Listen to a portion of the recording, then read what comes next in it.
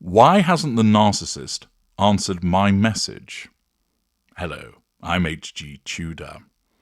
This is a commonly asked question, but in actual fact, I'm going to answer it first of all with another question. Why are you trying to communicate with a narcissist? Once you've established that you're dealing with a narcissist, you should apply the first golden rule of freedom, which is once you know, you go, you get out, and you stay out. Therefore, you should not be messaging that narcissist. It is a breach of your no-contact regimen, which will result in adverse consequences, the increased risk of being hoovered, and the increase in your emotional thinking with all of the problems that brings with it. You should ensure that the narcissist cannot contact you, that no email, no text message, no social media message, no letter wrapped around a brick or sent by pigeon post can penetrate your no-contact regime, and you certainly should not be writing to the narcissist asking questions of them. You will naturally have many questions.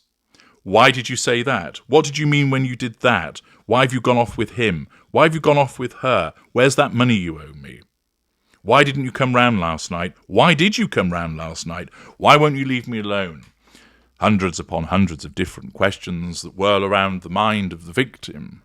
But you must resist that temptation to ask and seek an answer from the narcissist. Rather, if you want those answers, you direct them to me. That is the safe environment for doing so. Now, when it comes to asking a question of the narcissist or sending a message to that narcissist, it is, of course, a fair question to wonder why you didn't get a response. It might be that you sent a sole message with perhaps one question and it was ignored.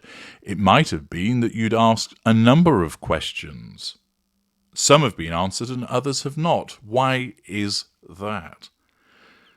Having made the point about ensuring that you don't breach no contact, I'm going to provide you with the answers to these various questions in order to allow you to gain understanding and basically slay these questions so that you need not ask them ever again.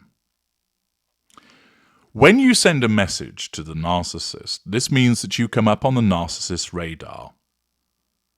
The narcissist's narcissism responds by essentially, in the subconscious, asking this question.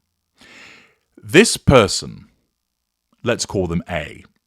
A is on the radar. Is A under control? Yes, no, or don't know. If you have sent a message to the narcissist saying, "Hello, how are you doing? Hope everything's okay with you," that, although it's asking a question, demonstrates that you're under control because you're being pleasant towards the narcissist and you're asking a fairly innocuous question in relation to their well-being. Inquiring after the well-being of the narcissist demonstrates that you care. Thus, you show you're under control. So the narcissism knows that when you send a message such as that, the answer is yes, they are under control. Therefore, the narcissism then asks a second question. Do we need anything else from this particular appliance? Do we need fuel? Do we look to acquire some character traits or some residual benefits? If the answer to that follow-up question is no, then there's no need for the narcissist to answer you. And thus, your message is unanswered.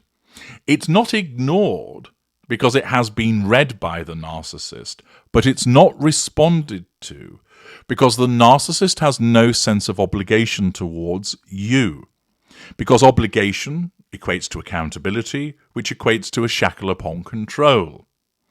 Therefore, ordinarily, if you were to send a message to somebody saying, "How are you?" they will at some point respond and say, "I'm well, thank you for asking," or "Actually, things aren't so good." They would feel obligated, not in a bad way to reply, but as a consequence of the normal social order of things. But when it comes to the narcissist, that isn't what governs their reply. What governs the necessity of a response is, what is it in for the narcissist? Remember, you're a toaster. You're there to attend to the needs of the narcissist. You're there to toast the bread. And if the bread doesn't need to be toasted, then the narcissist doesn't need to deal with you.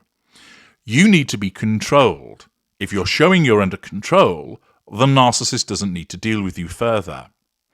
As long as the narcissist doesn't need anything else from you. If the narcissist doesn't need fuel, character traits, or residual benefits from you, the narcissist won't respond. You're not being actively ignored for the purposes of a devaluation. You're simply not being responded to because the narcissism operates on an economy setting whereby it will only do what is necessary to serve the narcissist's needs. And if that means that no response is required, no response will be given. No response is needed out of a sense of obligation because that doesn't apply to the narcissist. A different set of rules or conventions apply. They're called the prime aims. And therefore, the prime aims have been met. You are under control, fuel is not needed, character traits are not needed, residual benefits are not needed, therefore no further interaction is required with you. The narcissist isn't actually interested in your well-being. The narcissist will only ask that in order to control you and draw fuel from you. The narcissist isn't interested in what you did last night. The narcissist would only ask you that in order to control you and draw fuel from you. Thus, when you've demonstrated in your message that you're under control, and the narcissist doesn't require anything further from you, you don't receive a response. If the narcissism deems that it wants more fuel from you, you'll get a response. If some character traits or residual benefits are obtained or are necessary, you'll get a response because that's what's driving it. Not interest in you, not liking you, not loving you, but what you can do for the narcissist. Thus, that's the response that you receive. If you ask a question in your message of the narcissist, that may well be interpreted as being a threat to control.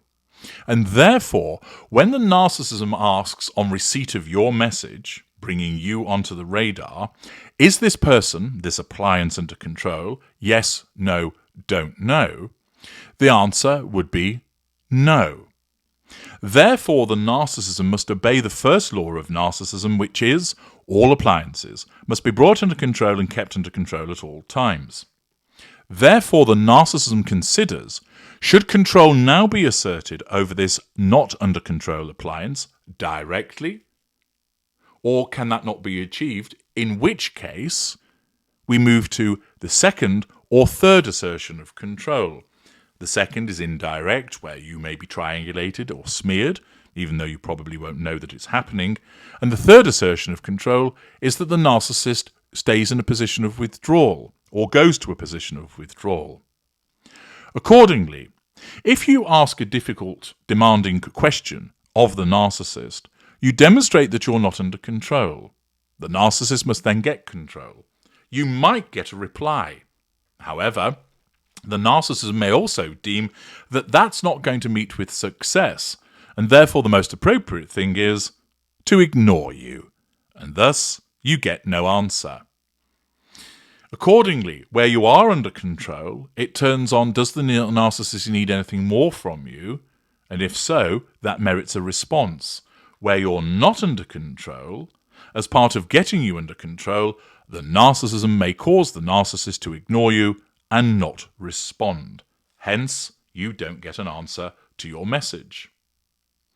Why is it that perhaps if you ask a number of questions in one message of the narcissist, that you get an answer to some, but not to others? It is important to understand that in effect, you are sending a volley of arrows towards the narcissist. Let us suggest that you ask 4 questions in your one message.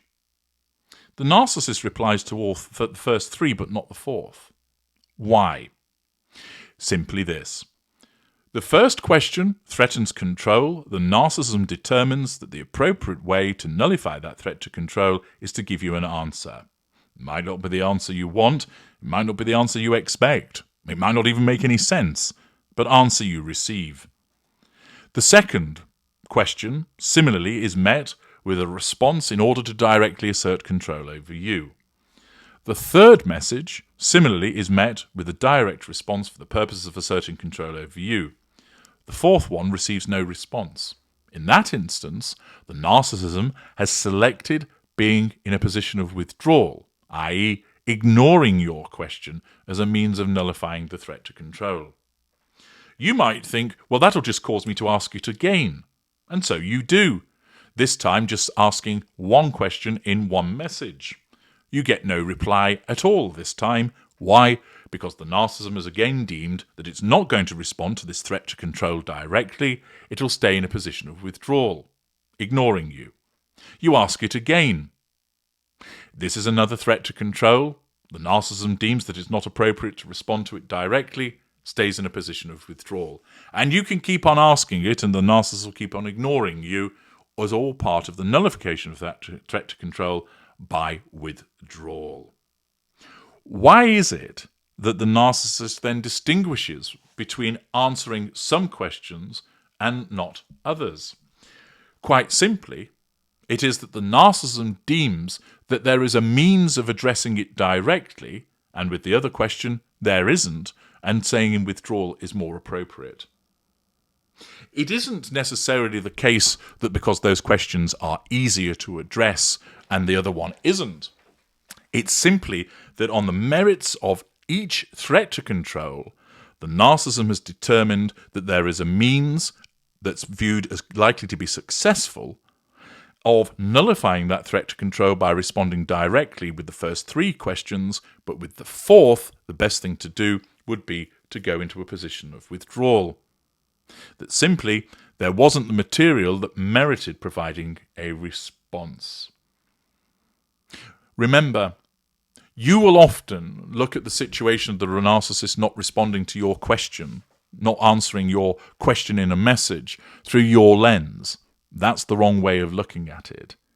What you need to do is look at it through the lens of the narcissist and understand that with every interaction that the narcissist has with another person or a potential interaction with another person, it's governed by the prime aims.